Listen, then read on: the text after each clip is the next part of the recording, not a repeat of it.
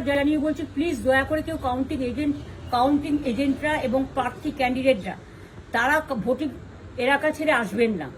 Strong রুমে যেখানে counting হচ্ছে মানে সেন্টারে, সেখান ছেড়ে কেউ আসবেন না। এটা বিজেপির প্ল্যান।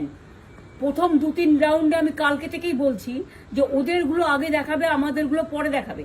এবং অনেক জায়গায় 2-3 রাউন্ড কাউন্টিং করার পরে প্রায় 100টা জায়গায় কাউন্টিং বন্ধ করে রেখে দিয়েছে।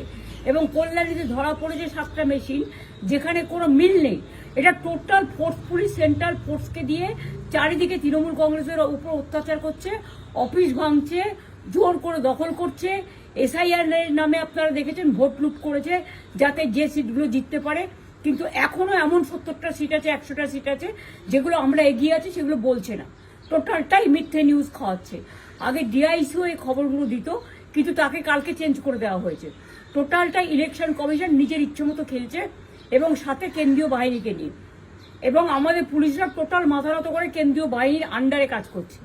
সুতরাং আমি আমাদের কাউন্টিং এজেন্টদের, আমাদের সমস্ত পার্টির কর্মীদের বলবো, অত মন খারাপ করার কারণ নেই। আমি বলেছিলাম সূর্যাস্ত পরে আপনারা জিতবেন। 3 রাউন্ড 4 রাউন্ড কাউন্ট হলেও এটা 14 রাউন্ড থেকে 18 রাউন্ড কাউন্ট হয়, তখন আপনারা জিতবেন। Wait and see, watch. আমরা সবাই আপনাদের সাথে আছি, আপনারা কেউ ভয় পাবেন না, নিশ্চিন্তে থাকুন। আমরা বাঘের বাচ্চার মতো লড়াই করে যাবো।